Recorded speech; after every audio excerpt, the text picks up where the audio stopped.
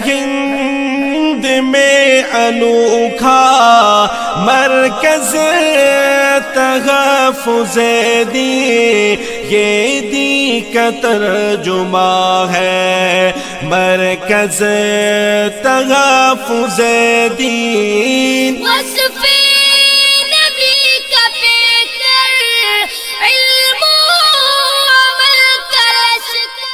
السلام علیکم ورحمۃ اللہ وبرکاتہ۔ حامدا ومصلیا اما بعد، فقد قال اللہ عز وجل فی کتابہ العزیز: اعوذ باللہ من الشیطان الرجیم، بسم اللہ الرحمن الرحیم۔ یا ایہا الذین آمنوا قوا انفسکم واہلیکم نارا وقودها الناس والحجارہ۔ وقال النبی صلی اللہ علیہ وسلم: الا کلکم راع وکلکم مسئول عن رعیتہ۔ محترم صدر جلسہ، معزز حکم حضرات اور حاضرین مجلس، آج کی اس مسابقاتی بزم میں میری تقریر کا عنوان ہے مسلم معاشرہ اور ارتداد کی للکار۔ غمگساران ملت، آج کی اس بزم میں مسلم معاشرے کی اصلاح پر روشنی ڈالی جائے گی، بلکہ یہ کہیے کہ آج کی اس بزم میں مسلم معاشرے کی حالت زار پر آنسو بہائے جائیں گے اور آج مسلم معاشرے پر پھوٹ پھوٹ کر رویا جائے گا۔ حضرات، اس سے پہلے کہ ہم مسلم معاشرے کے حالت زار پر گفتگو کریں، یہ سمجھ لینا ضروری ہے کہ آخر سماج اور معاشرہ کیا ہے۔ تو سن لیجئے، سماج اور معاشرہ انسانوں کے یکجا رہنے سہنے، باہم تعلقات اور رشتہ داری نبھانے اور مل جل کر زندگی کا لطف اٹھانے کا نام ہے، جس میں بہترین معاشرہ وہ کہلاتا ہے جس میں نیکیوں کا بول بالا ہو، عقیدہ و عمل کی پختگی ہو، اتحاد و اتفاق ہو، اثار و قربانی ہو، ہمدردی و غمگساری ہو، شرم و حیا ہو، عفت و پاک دامنی ہو، تقوی و طہارت ہو، نظافت و نزاہت ہو، سکون و طمأنینت ہو، مسرت و شادمانی ہو، حق پرستی و حق گوئی ہو، خوف خدا ہو، امن و امان ہو، صلابت ایمان، قوت ارادی اور سلامتی فکر ہو۔ لیکن سچ بتائیے اور خدا لگتی کہیے، کیا آج مسلم معاشرہ ایسا ہے؟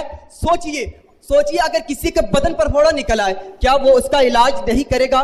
پیپو خون رس رہا ہو، زخموں سے بدبو پھیل رہی ہو تو اسے صاف کر کے نشتر چلا کر اس پر مرہم نہیں لگائے گا، ضرور لگائے گا، علاج و معالجہ کرائے گا۔ لیکن افسوس کہ آج مسلم معاشرہ تاریخ کی بدترین زبوحالی کا شکار ہے۔ بگاڑ و فساد اس کی رگوں پہ میں پھیل چکا ہے، کفر و شرک اور ارتداد کے گھنے بادل اس پر منڈلا رہے ہیں، مغربیت کی گندی و مسموم تعفن بھری ہوائیں اس پر چل رہی ہے، کفر و شرک اور ارتداد کے ان بالاخیز طوفانوں نے اس کو گھیر رکھا ہے۔ لہٰذا ایسی صورتحال میں ان فتنوں کا کون مقابلہ کرے گا؟ ان بڑھتے ہوئے ناسوروں کا کون علاج کرے گا؟ کیا انہیں یوں ہی چھوڑ دیا جائے گا تاکہ گندگی پر گندگی پھیلے، ایک زخم سے دوسرا زخم ہو جائے، بدبو بڑھتی جائے، تعفن ہو، جسم زخموں سے چور ہو، بدن لاشائے بے جان بن چکا ہو، مگر پرواہ نہ ہو؟ کیا یہی مسلمان کی شان ہے؟ سامعین، مسلم معاشرے کی زبوحالی بھی بڑی عجیب و غریب ہے، اس نے عروج و زوال کا دستور بدل کر رکھ دیا ہے۔ سامعین، ہر شب تاریک کے بعد فجر کا سپیدہ نور پر آمد ہوتا ہے، ہر چمن خزاں کا ستم سہنے کے بعد بہار کی نعمت سے مالا مال ہوتا ہے، ہر سمندر میں جزر کے بعد مد آتا ہے، ہر سال دریا اترتا ہے اس کے بعد پھر چڑھتا ہے، لیکن وہ حسرتا کہ ہم کو جب سے خزاں لگی ہے بہار دیکھنی نصیب ہی نہیں ہوئی۔ ہمارا دریا جب سے اترا ہے اس نے چڑھنے کا نام ہی نہیں لیا۔ پستی کا کوئی حد سے گزر نہ دیکھے، اسلام کا گر کر نہ ابھر نہ دیکھے، مانے نہ کبھی کی مت ہے ہر جذر کے بعد دریا کا ہمارا جو اتر نہ دیکھے۔ محترم حضرات، آج ہمارا معاشرہ بے حیائی و عریانیت میں مغربی تہذیب سے بھی زیادہ پچھڑا ہوا نظر آتا ہے، جس کے دلسوز ایمان سوز سنگین نتائج روزانہ ہمارے سامنے آ رہے ہیں۔ مخلوط تعلیم اور خاص طور سے انگریزی تعلیم کے مخلوط نظام سے ہماری بچیاں بے حیائی کے راستے پر چل پڑی ہیں، کفر و شرک اور ارتداد کے دہکتے ہوئے دہانے تک پہنچ رہی ہے۔ ایک رپورٹ کے مطابق دہلی اور اس کے اطراف کے صرف ایک علاقے میں 500 مسلمان لڑکیاں مرتد ہو گئی۔ انہوں نے غیر مسلم لڑکوں کے ساتھ نکاح کیا اور ان کے ساتھ چلی گئی، یعنی انہوں نے اپنے دین و ایمان اور اخلاق کو چھوڑ کر شریعت اسلامیہ اور اسوہ نبوی صلی اللہ علیہ وسلم کا جنازہ نکال دیا۔ خود ہماری ریاست مہاراشٹر کے 7-8 اضلاع ایسے ہیں جن میں 2 سال کے عرصے میں تقریباً 150 سے زیادہ مسلمان لڑکیوں نے غیر مسلم لڑکوں کے ساتھ شادی کرنے کی درخواستیں دائر کی. جن اضلاع میں ارتداد کی یہ وارداتیں واقع ہوئی ہیں ان میں ممبئی، تھانے، پونا، ناسک، ایوت محل، اکولا اور ہمارا شہر امراوتی بھی قابل ذکر ہے. یہ بات ذہن نشین رہنی چاہیے کہ صرف مہاراشٹر میں ایسے واقعات نہیں ہوئے بلکہ ملک کی مختلف ریاستوں سے برابر خبریں موصول ہو رہی ہے. میں پورے یقین کے ساتھ کہتا ہوں کہ یہ اتفاقی واقعات نہیں ہے بلکہ ان کے پیچھے ایک سوچا سمجھا منصوبہ کام کر رہا ہے. لفظ جہاد نام کی کوئی چیز اس ملک میں نہیں ہے. البتہ یہ شوشہ اس لیے چھوڑا گیا تاکہ ہندو نوجوانوں میں انتقامی جذبہ ابھارا جائے اور خود مسلمانوں کو لفظ جہاد میں الجھا کر اندرون خانہ مسلمان لڑکیوں کو تباہ و برباد کرنے کا کھیل کھیلا جائے.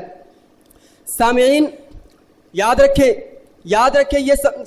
سماج کے عناصر اگر یوں ہی بڑھتے رہے اور ہم نے ان پر روک لگانے کے لیے اپنی ذمہ داری ادا نہیں کی تو آخرت کی باز پرس سے نہ بچ سکیں گے.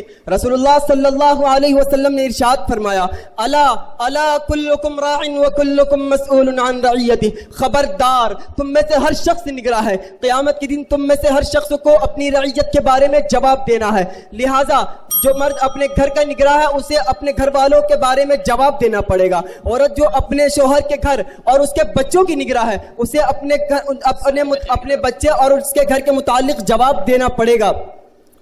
محترم سامعین کرام، اگر تمام علاقوں میں مرتد ہونے والی لڑکیوں کا جائزہ لیا جائے تو یہ پتہ چلتا ہے کہ یہ سب منظم سازش کے تحت ہو رہا ہے. لہٰذا اس ارتداد کے اس سیلاب کو قریب سے دیکھیے بلکہ محسوس کیجیے اور اس کو دور کرنے کی فکر کیجیے. میں ایک قدم آگے بڑھ کے کہتا ہوں کہ ہماری بچی جاہل رہے یہ ہمارے لیے اس سے بہتر ہے کہ وہ تعلیم یافتہ ہو اور کفر اختیار کر لے. اب میں اس شعر کے ساتھ اپنی تقریر کا اختتام کرتا ہوں. ایک ایسی شان پیدا کر کہ باطل تھر تھرا اٹھے، نظر تلوار بن جائے، نفس جنکار ہو جائے. یہ روز و شب، یہ صبح و شام، یہ بستی، یہ ویرانہ بھی بیدار ہے انسان اگر بیدار ہو جائے. وآخر دعوانا ان الحمدللہ رب العالمین.